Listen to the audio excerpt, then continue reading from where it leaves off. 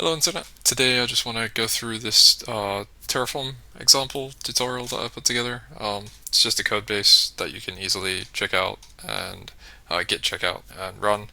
It demonstrates that how easy it is to use Terraform to deploy both a single server, single EC2 server on AWS that's running a Docker container, in this case a web server, a really basic web server that just responds hello world, and also it will deploy an elastic load balancer that is tied to an auto-scaling group that will ensure that you've got two EC2 web servers running.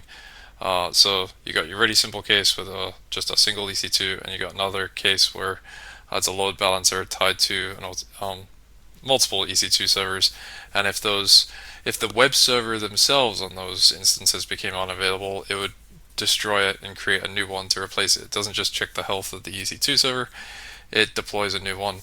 And obviously, if you've got a lot of traffic, you might wanna deploy more EC2 servers, and your endpoint doesn't change because you're just pointing to the load balancer.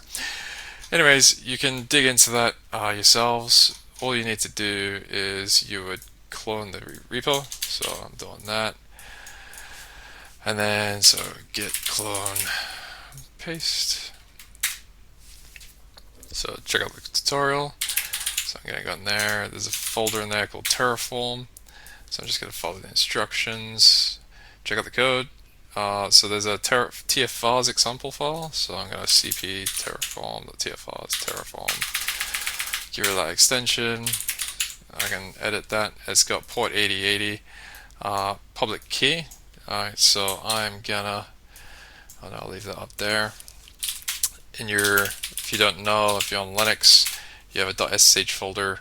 You can either do, if I split this, you can do sh keygen. I already have a public key, so in your c.sh, there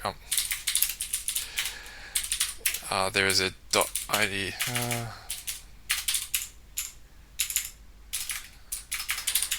Can't think today. There's a pub version, that is your public key. It's okay to give that one out.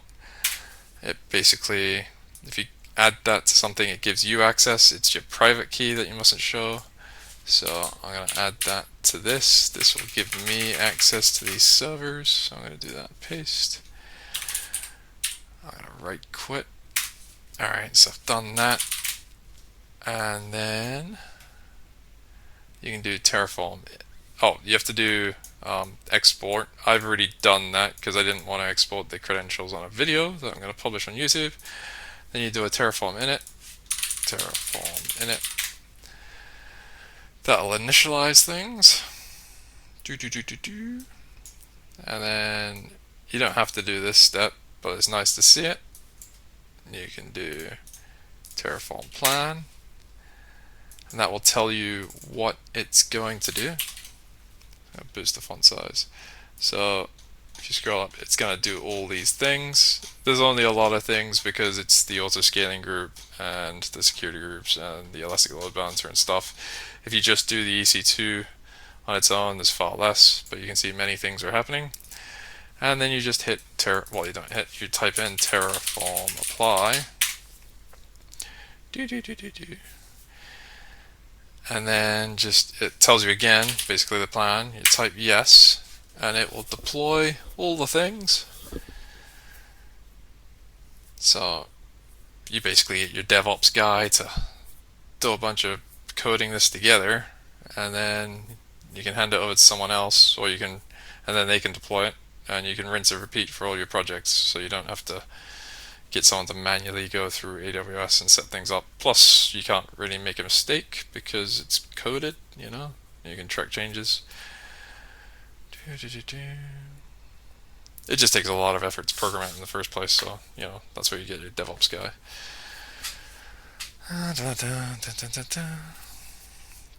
It may take a while, depending on how much infrastructure you're going to deploy. Terraform only recently, in the past month, or maybe even less than that, a few weeks, reached 1.0. Very cool.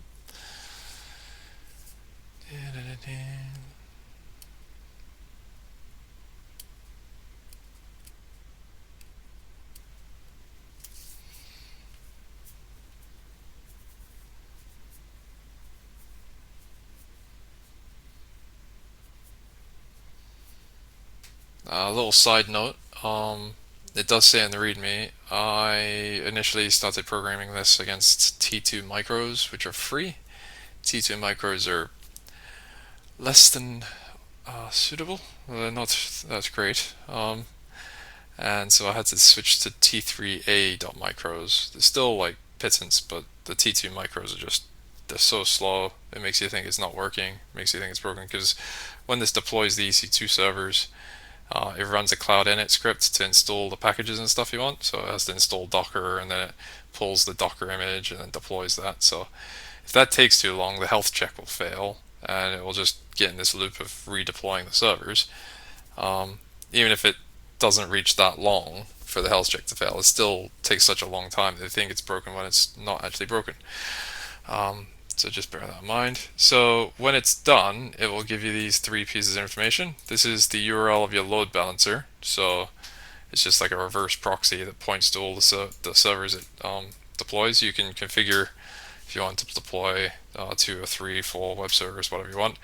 This is the IP of the server, the single EC2 server deployed. That's separate from the load balancer. I just wanted to give 2 examples in one in this code base. So if you wanted to just deploy a simple EC2 server, that's this one. If you wanted to deploy a load balanced set of servers, it's this.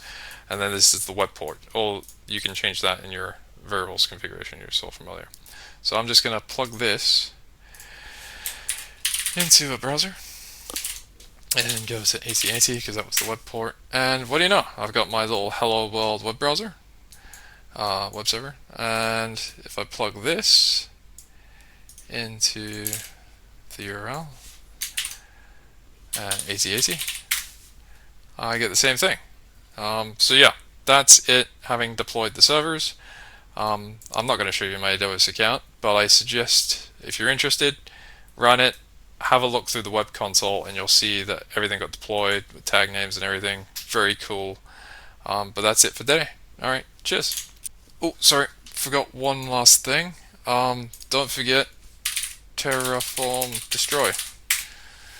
Make sure to destroy your setup, otherwise you'll be spending money and get a horrible bill at the end of the month, and it will keep going. So yeah, don't forget to run that, and that can take a little bit of time, but it will complete.